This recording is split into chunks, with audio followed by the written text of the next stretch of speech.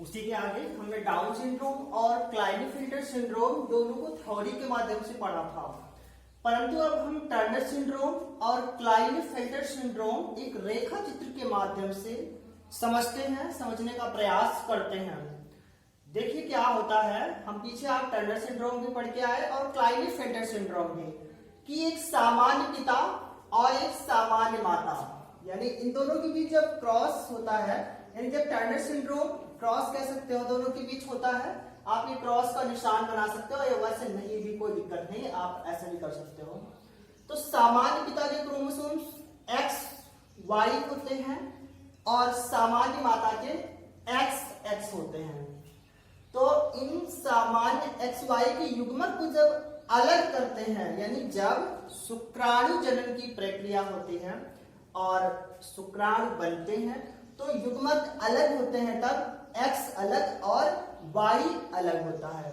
इसी प्रकार जब माता में अंडाणु जनन की प्रक्रिया होती है, अर्थात जब अंडे निर्मित होते हैं, तब इन युग्मकों का अलग अलग होना होता है, यानी जब सामान्य कोई रोग नहीं होता है। परंतु हमने आपको पीछे बताया है कि नॉन डिसजंक्शन यानी अवियोजन के कारण, तो अवियोजन यही है। अब हम इसको अवियोजन को यहीं पर समझ रहे हैं। क्या होता है कि ये नॉन डिसजंक्शन है। नॉन डिसजंक्शन का तात्पर्य है कि यहां से युग्मक एक X इसमें आना चाहिए था और एक X इसमें आना चाहिए था, परंतु अवियोजन के कारण इसमें कोई भी युग्मक नहीं गया, यानी कोई भी अंडाणु नहीं गया और ये प्लेन हो गया, और इसके साथ ये अलग ना हुए, अलग ना हो पाने के कारण दोनों युग्मक साथ में ही आ गए और ये साथ में ही रह गए। तो ये अलग ना हो पाना नॉन डिसजंक्शन, या आप कह सकते हो कि non disjunction of X chromosome, यानी अवियोजन, X गुणसूत्र का अवियोजन। आप यहां पर ऐसे भी लिख सकते हो कि X गुणसूत्र का अवियोजन या X युग्मक का अवियोजन। तो अवियोजन ना हो पाने के कारण ये कॉलम प्लेन हो गया और ये दोनों क्रोमोसोम्स इधर आ गए। तो ये थी प्रक्रिया नॉन डिसजंक्शन। और इसके आगे अब देखते हैं, जब इनका क्रॉस कराया गया तो ये युग्मक यानी सामान्य पिता वाला, नीचे क्रॉस देखिए, स्ट्रक्चर से समझ में आएगा आसानी से, X नीचे आया और ये क्रॉस कराया इससे, तो यहाँ पर तो कोई युग्मक था नहीं, तो ना हो पाने के कारण यहाँ पर एक युग्मक अकेला आया, यानी एक की संख्या कम हो गई, यानी जोड़ी में आना चाहिए था तो दो के बजाय यहाँ पर क्या हुआ, संख्या एक कम हो गई, एक हो गई, जिसके कारण ये जो है X है और X के कारण ये बना क्या, मादा बना। और जब संख्या एक कम हो गई तो कम होने के कारण टोटल संख्या में से 46 के बजाय 45 हो गई। तो जब 45 हो गई तो ये व्यक्ति टर्नर सिंड्रोम से ग्रसित हो गया, यानी मादा जो उत्पन्न हुई संतति में, वो मादा संतति टर्नर सिंड्रोम से ग्रसित हुई और 45 गुणसूत्रों के कारण। जैसा कि हम पीछे पढ़कर के आए हैं कि जो मादा यानी जो टर्नर सिंड्रोम से ग्रसित व्यक्ति होता है उसमें गुणसूत्रों की संख्या 46 के बजाय 45 होती है। तो ये नॉन डिसजंक्शन हुआ, यानी इस युग्मक का यहाँ ना आने के कारण ये अकेला आया, यानी जोड़ी में आना चाहिए था, तो जब अकेला आया तो ये व्यक्ति में एक क्रोमोसोम कम हो गया।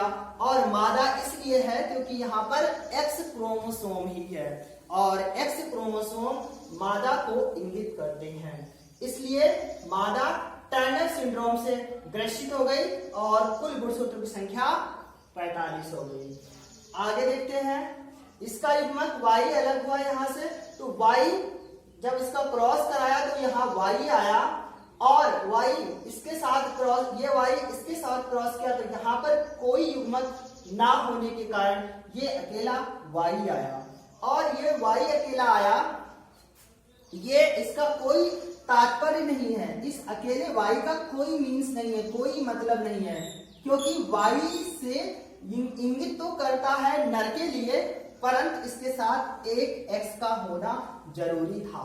लेकिन यहाँ पर अकेला y है, इसलिए आप इसको डबल घेरे में ब्लैक करना, ताकि जो है इससे समझ में आए कि ये y का कोई औचित्य नहीं है, यानी कोई इससे संतति उत्पन्न नहीं हो रही है।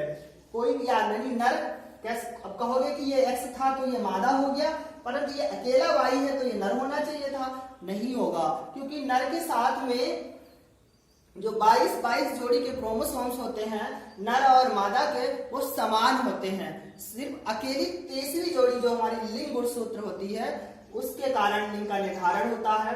तो यहाँ पर जो तीसरी जोड़ी थी यानी उसमें कोई क्रोमोसोम नहीं आया और अकेला y होने के कारण ये संतति का कोई औचित्य नहीं है, यानी कोई संतति नहीं है। इसी प्रकार जब इधर से हम देखते हैं अब इस x का, यानी यहाँ पर हमने जब क्रॉस कराया तो ये पूरा जोड़ा है, यानी एक साथ में, क्योंकि यहाँ पर हमारे अलग अलग युग्मक हो रहे थे, यहाँ पे नॉन डिस्ट्रक्शन के कारण, अवियोजन के कारण युग्मक अलग नहीं हुए और पूरा x का जोड़ा आ गया। तो जब इसका क्रॉस कराया तो ये जोड़ा नीचे आया XX और यहां से जाकर y के साथ क्रॉस किया और XXY गुणसूत्र आए।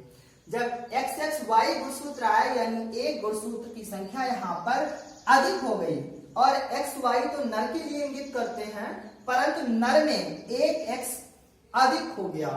अधिक होने के कारण ये जो नर था क्लाइनेफेल्टर सिंड्रोम से ग्रसित हो गया।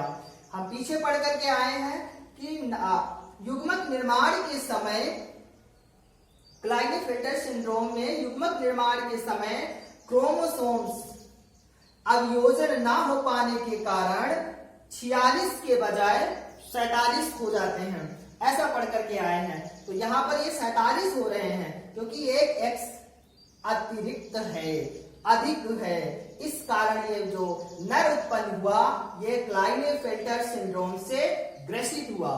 इसी प्रकार जब दूसरे क्रोमोसोम्स का संयोजन होगा ये पूरा जोड़ा उतर के यहाँ आ गया, क्योंकि ये युग्मक अलग नहीं हुए अवियोजन के कारण, नॉन डिस्ट्रक्शन के कारण, तो ये पूरा जोड़ा उतर करके नीचे आ गया XX और इसने X के साथ संयोजन किया तो ट्रिपल X तैयार हो गया, यानी XXX।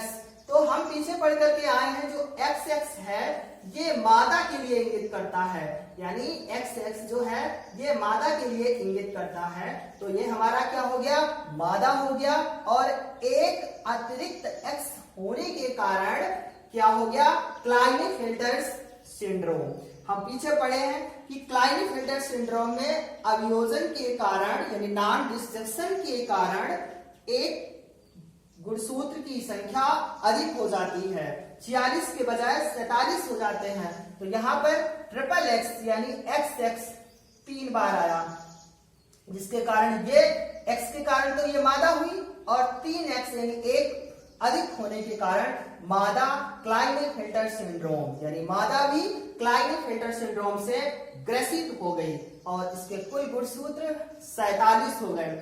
और कभी कभी विपरीत परिस्थितियों में यहाँ पर गुणसूत्रों की संख्या 47, 48 भी हो जाती है, तो वो मादाएं जो है अति मादाएं कहलाती हैं, यानी अति नर कहलाते हैं और ये नर अति नर कहलाएंगे और ये मादाएं अति मादाएं कहलाएंगी, क्योंकि इनमें जो है ये प्रजनन के योग्य तो होंगे परंतु बुद्धू होते हैं, यानी बुद्धू होती हैं जो अति मादाएं होती हैं। यानी इसके साथ और आप X4X कर लो तो ये क्या हो गया, अति मादाएं, यानी अति मादा, क्योंकि यहाँ पर अधिक एक से ज्यादा X क्रोमोसोम्स आ रहे हैं जिसके कारण ये मादा अति मादा कहलाएगी।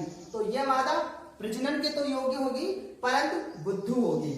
और इसी प्रकार ये नर में भी यही कंडीशन हो जाएगी कि XX ट्रिपल बार हो जाए और एक Y, तो ये भी क्या हो जाएगा, अति नर, यानी XXXY ये भी अति नर हो जाएगा और ये भी बुद्धू कहलाएंगे।